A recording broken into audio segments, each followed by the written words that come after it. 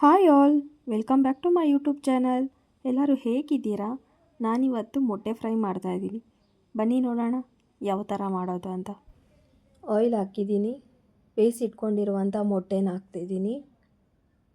ನಾನಿಲ್ಲಿ 6 ಮೊಟ್ಟೆ ತೊಗೊಂಡಿದ್ದೀನಿ. ಸೊ ಅದು ಆಯಿಲಲ್ಲಿ ಚೆನ್ನಾಗಿ ಫ್ರೈ ಆಗಲಿ. ಸೊ ಚಪಾತಿ, ಪೂರಿ, ರೈಸ್ಗಂತೂ ತುಂಬಾ ಚೆನ್ನಾಗಿರುತ್ತೆ. ಸೊ ಇಲ್ಲಿ ರುಚಿಗೆ ತಕ್ಕಷ್ಟು ಉಪ್ಪು ಹಾಕ್ತಾಯಿದ್ದೀನಿ, ಖಾರದ ಪುಡಿ. ಆಯಿಲಲ್ಲಿ ಫ್ರೈ ಮಾಡ್ಕೊಳೋದ್ರಿಂದ ತುಂಬಾ ಟೇಸ್ಟಿಯಾಗಿ ಬರುತ್ತೆ. ಸೊ ಲೋ ಫ್ಲೇಮಲ್ಲಿ ಇಟ್ಕೊಂಡು ಫ್ರೈ ಮಾಡ್ಕೊಬೇಕು ನಾವು, ಇಲ್ಲಾಂದರೆ ಎಲ್ಲ ತಳ ಅಂಟುತ್ತೆ.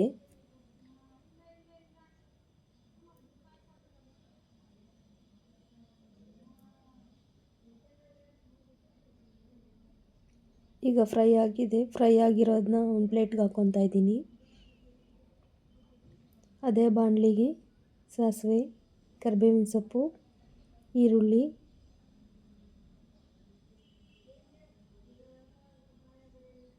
ಇಷ್ಟು ಫ್ರೈ ಆಗಲಿ. ಮೆಣಸಿನ್ಕಾಯಿ ನಾನು 2 ತೊಗೊಂಡಿದ್ದೀನಿ. ಶುಂಠಿ ಬೆಳ್ಳುಳ್ಳಿ ಪೇಸ್ಟ್, ರುಚಿಗೆ ತಕ್ಕಷ್ಟು ಉಪ್ಪು,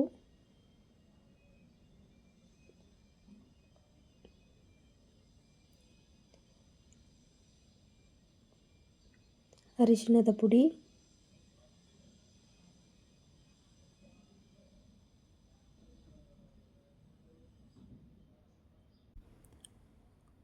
ಟೊಮೊಟೊ ಇಷ್ಟು ಫ್ರೈ ಮಾಡ್ಕೊಳ್ಳೋಣ.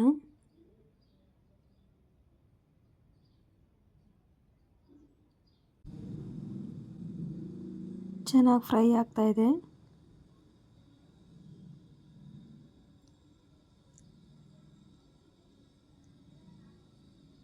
ಸೊ ನಾನಿಲ್ಲಿ ಸೋಂಪು ತಗೊಂಡಿದ್ದೀನಿ, ಸ್ವಲ್ಪ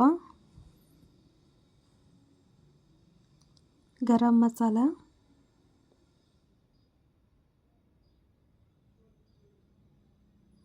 ಧನಿಯಾ ಪೌಡರ್, 1.5 ಸ್ಪೂನ್ ತೊಗೊಂಡಿದ್ದೀನಿ ಧನಿಯಾ ಪೌಡರು. ಸೊ ಇಷ್ಟು ಫ್ರೈ ಮಾಡ್ಕೊಂಬಿಡೋಣ.